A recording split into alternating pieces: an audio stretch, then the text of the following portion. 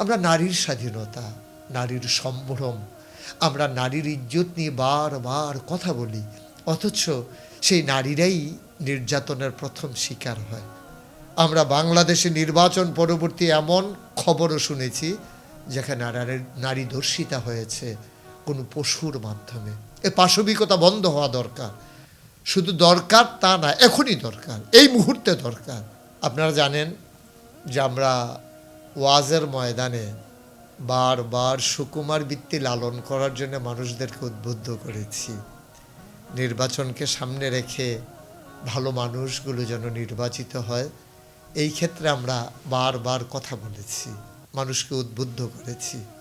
ফলশ্রুতিতে আমরা এবার নির্বাচন পূর্ববর্তী আমরা যে প্রেক্ষাপট দেখেছি, বাংলাদেশের পরিচিত যে মণ্ডল নির্বাচনের আগে যেমন করে ধাওয়া, পাল্টা ধাওয়া, মারামারি, কাটাকাটি, এগুলো তুলনামূলকভাবে আমরা 24 পরবর্তী বাংলাদেশে এবারের প্রথম নির্বাচনে আমরা কম দেখেছি, এটা স্বীকার করাই লাগবে।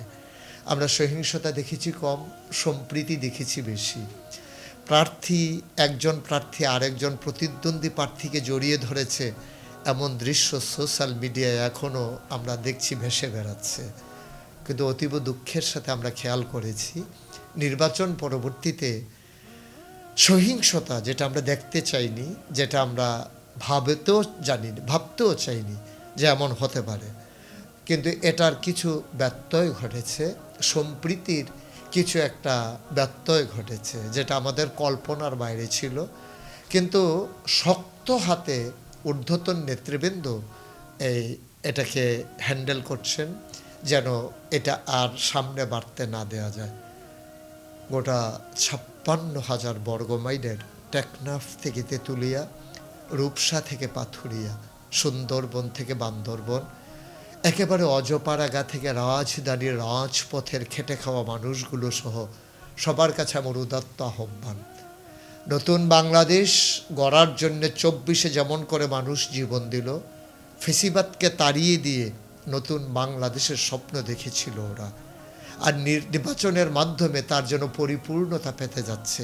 এই মুহূর্তে আমরা যারা আছি, আমরা যদি নিজেরা এমন করে মারামারি, কাটাকাটি, ঝগড়া বিবাদে লিপ্ত হয়ে যাই, সত্যিই তা কষ্টকর। আমরা এমনও খবর পেয়েছি তিনটি লাশ পড়েছে বাংলাদেশে। এ মানুষগুলোকে কোনোভাবেই আমরা হয়তো সামনের দিকে আরও সম্প্রীত হব, আমরা হয়তো ভালোবাসায় আনন্দে অবগাহন করব, কিন্তু যারা হারিয়ে গেল তাদেরকে আমরা আর কখনো ফিরিয়ে আনতে পারবো না।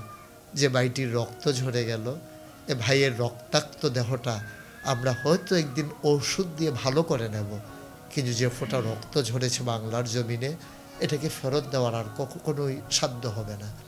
আমরা নারীর স্বাধীনতা, নারীর সম্ভ্রম, আমরা নারীর ইজ্জত নিয়ে বারবার কথা বলি, অথচ সেই নারীরাই নির্যাতনের প্রথম শিকার হয়। আমরা বাংলাদেশে নির্বাচন পরবর্তী এমন খবরও শুনেছি যেখানে নারী ধর্ষিতা হয়েছে কোনো পশুর মাধ্যমে। এ পাশবিকতা বন্ধ হওয়া দরকার। শুধু দরকার তা না, এখনই দরকার, এই মুহূর্তে দরকার। আমরা তার উজ্জ্বল নিদর্শন দেখলাম, যিনি আমাদের ভবিষ্যৎ দেশনায়ক, যিনি প্রধানমন্ত্রী হবেন, যাকে আমরা অগ্রিম শুভেচ্ছা জানাচ্ছি, জনাব তারেক রহমান। তিনি এক অনন্য নজির স্থাপন করেছেন। স্বাধীনতার 55 বছরে আমরা যে সম্প্রীতি দেখাতে পারিনি, তিনি তা দেখিয়ে দিয়েছেন। কেমন করে দূরের মানুষকে আপন করে নিতে হয়, কেমন করে বিরোধী মানুষটাকে বুকে জড়িয়ে নিতে হয়, তিনি তার উজ্জ্বল দৃষ্টান্ত স্থাপন করেছেন।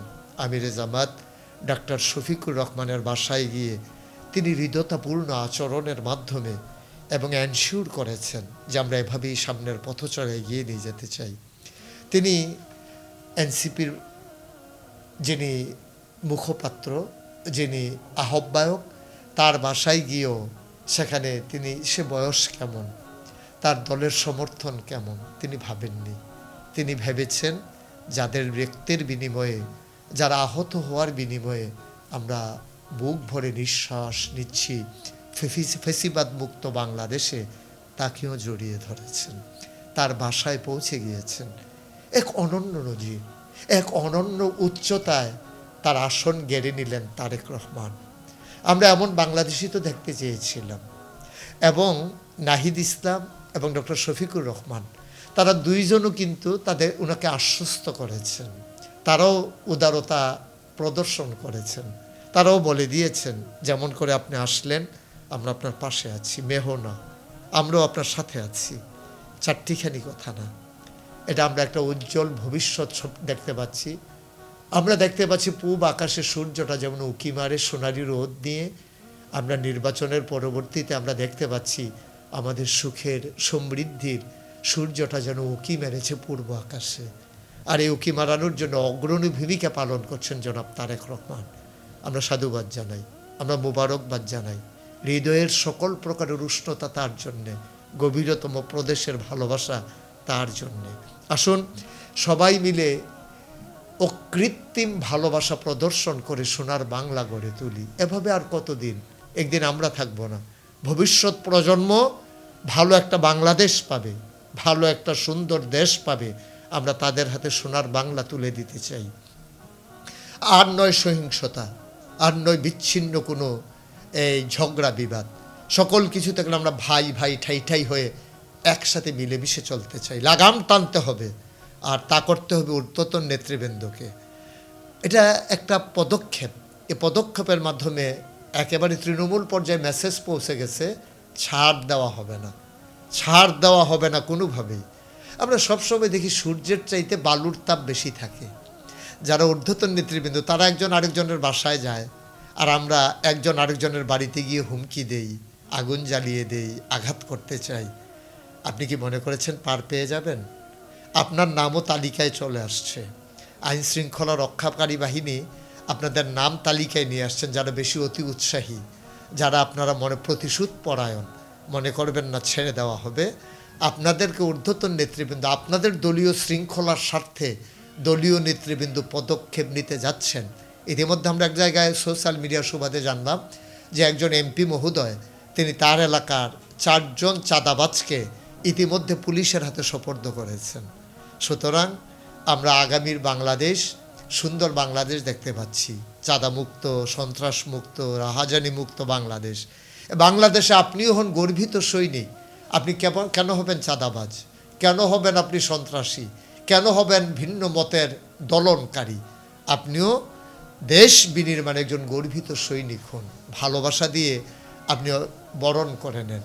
স্বাধীনতা অর্জন করা সহজ, রক্ষা করা বড়ই কঠিন। বিজয়ী তো সেই হয় যার কাছে পরাজিতরা আশ্রয় পায়। আপনি বিজয়ী হওয়ার পরে যদি উগ্র হয়ে যান, আপনি যদি ক্ষিপ্র হয়ে যান, আপনি যদি হিংসাত্মক ভূমিকা পালন করেন, বিজয়ের মালা আপনার গলায় মানায় না। সুতরাং বিজয়ের গলা যেহেতু আপনার মালায় আল্লাহ দিয়েছেন, আপনি দল মত নির্বিশেষে এখন আপনি সবার নেতা, সবার নেতা হিসেবেই আপনি ভূমিকা পালন করবেন। এ প্রত্যাশা আমরা সকল বিজয়ী নেতার মুখে শুনতে পাচ্ছি। আমরা তার বাস্তব রূপ দেখতে চাই।